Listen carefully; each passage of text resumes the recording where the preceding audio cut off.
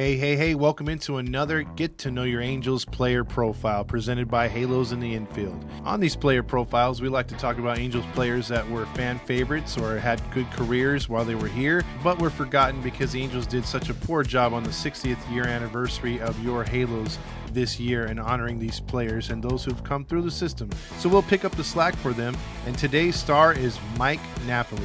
Born October 31st, 1981 in Hollywood, Florida, Napoli attended Charles W. Flanagan High School in Pembroke Pines, Florida.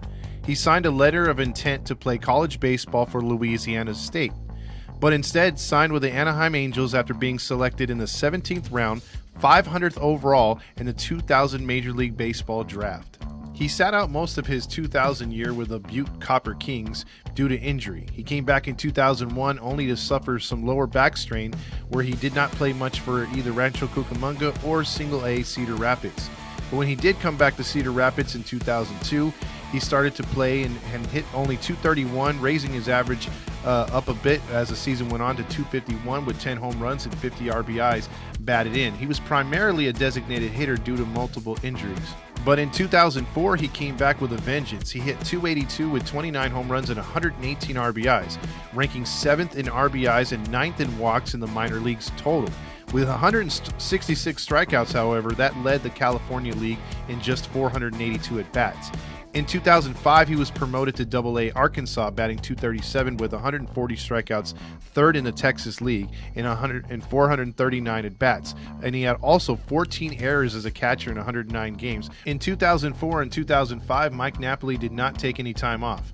During the winter time, he went to the Dominican Republic to hone in on his defensive skills and get better as he tried to get to the major leagues, and says Napoli made his major league debut on May 4th, 2006 against the Detroit Tigers at Comerica Park.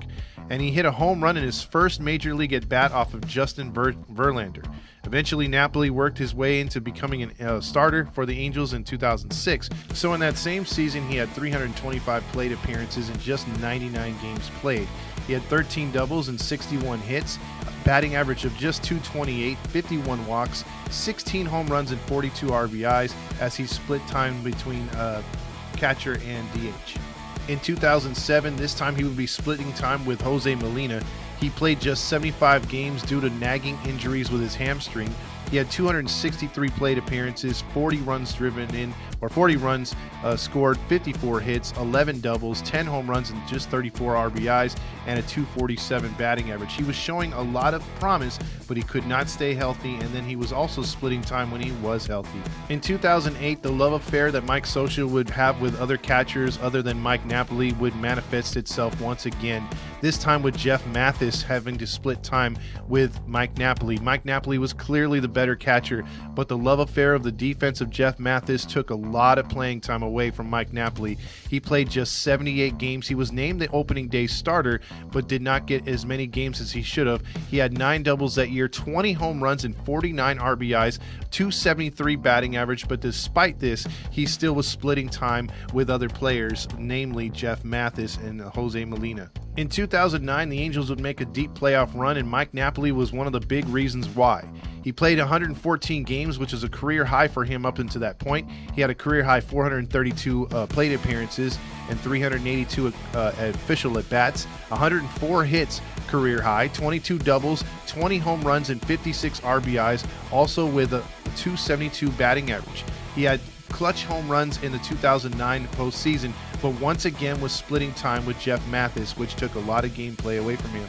He also got to do a little bit of DH due to Vladimir Guerrero's injuries during the regular season. In 2010, Mike Napoli would play a career-high 140 games, despite having to split time once again with Jeff Mathis and then also having to split time with Hideki Matsui. He would often play designated hitter, which would take more at-bats away from him. Despite this, he had his best year to date with 26 home runs and 68 RBIs, a low batting average of .238 because of 137 strikeouts, but he did manage to walk over 42 times, and he had a career-high 108 at-bats. The key was Napoli was a very solid at-bat for the Angels and played 5 really good seasons for the Angels, and just in my opinion could have had a lot bigger numbers as we'll go along if he was just trusted with the catching position but Mike Scioscia at the time did not like Mike Napoli because of his defense. Yes, he did have some errors back there. He wasn't the most prolific catcher, but if you think about it, in Angels history, Lance Parrish was the last catcher that I knew that was a power hitter that reminded me of a slugger like Mike Napoli. Other than that, Benji Molina was a nice hitter, a doubles gap hitter, sometimes a home run hitter, but was not the power hitting catcher that Mike Napoli was. Mike Napoli was given up way too fast, in my opinion. This would take us to the 2011 season, where one of the worst trades in Major League Baseball history involved the Angels, in my opinion. On January 21st, Napoli was traded to the Toronto Blue Jays along with outfielder Juan Rivera. Two good at-bats that were in the Angels lineup were no longer gone, and traded for an aging Vernon Wells who was striking out left and right. Seems like as soon as he came to the Angels, he forgot how to hit. And just 4 days later, if that wasn't bad enough, rubbing salt in the wound, the Blue Jays decided they did not want Mike Napoli. He did not fit in their scheme of things, and they proceeded to trade him to the Texas Rangers for Frank Francisco. So at the age of 29, he found himself on the Texas Rangers in 2011, where he proceeded to play 113 games and have his best year to date.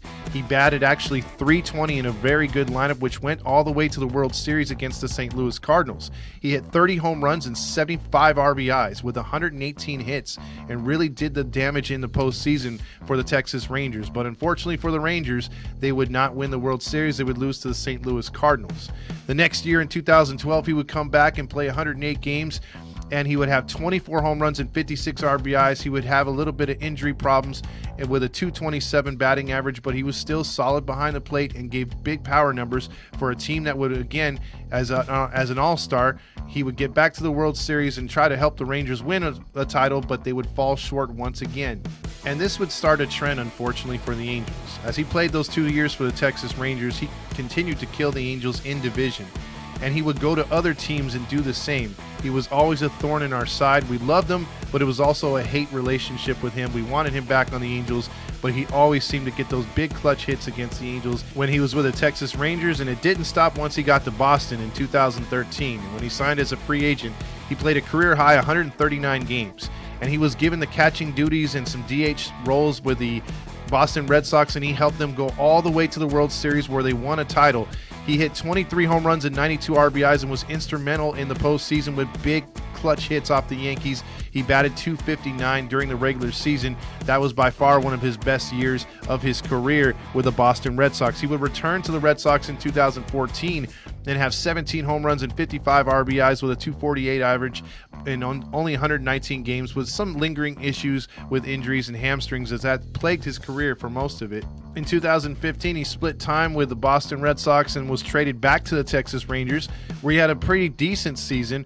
In 133 games played, he had a low batting average of .224, but he had 18 home runs and 50 RBIs between the two ball clubs before finishing out the 2015 season. In 2016, he signed with the Cleveland Indians and had a postseason run, and he actually had the best year of his career, playing in a career-high 150 games, 645 plate appearances. He had 34 home runs and 101 RBIs, the first time he had reached both of those plateaus in both of those figures. And he had 78 walks, but a career-high 194 strikeouts. He was a legit feast or famine hitter. He was a .239 hitter. Did all right, though, on an on-base percentage, but also played really good for Cleveland, helping them get deep into the postseason that season as a DH and as a catcher. And when given the keys to the car, Napoli always produced, and unfortunately wasn't given the keys to the car early in his career. At the age of 35 in 2017, that would be his swan song season. He played in 124 games. He just was having way too many injuries and just not feeling it. His swing had went away. He had a batting average of just .193, but he still hit 29 home runs and had 66 RBIs, but had 163 strikeouts. So for a career, he played 12 seasons in the major leagues, and he would finish his career with 267 home runs and 744 RBIs with a career batting average of just .246. But he was a very, very good hitter. And in my opinion, Mike Napoli was one of those players where we all look at ourselves and say, what if? What if he was signed long-term? What if Mike Scioscia had more confidence in him to just play the catching position and not be so anal about defense? Jeff Mathis is a proven below average Mendoza hitter, and yes, he can call a good game, But in all actuality, I prefer offense over defense in some positions. I think you can get away with it sometimes as a catcher. And in my opinion, I think if we would have held on to Mike Napoli for a few more years, especially in a couple of those seasons where we had a chance to go in deep playoff runs like in 2011, maybe that would have made a difference. Or even in 2014, having him around on our last playoff opportunity, maybe Mike Napoli would have been the it factor against the Royals instead of a Jeff Mathis type catcher behind the plate, which we had. In the end, Mike Napoli had a pretty good career despite all the injuries, and it could have been one of those what if he could have stayed healthy type deals, or like what we mentioned earlier, if he got the keys to the car and got the full playing time from Mike Scioscia and others at catcher. What could have been for Mike Napoli? Although he was a World Series champion and an all-star, he still had way more potential, but we had a fond memory of him while he was here in Anaheim. This has been another Get to Know Your Angels player profile on Halos in the Infield.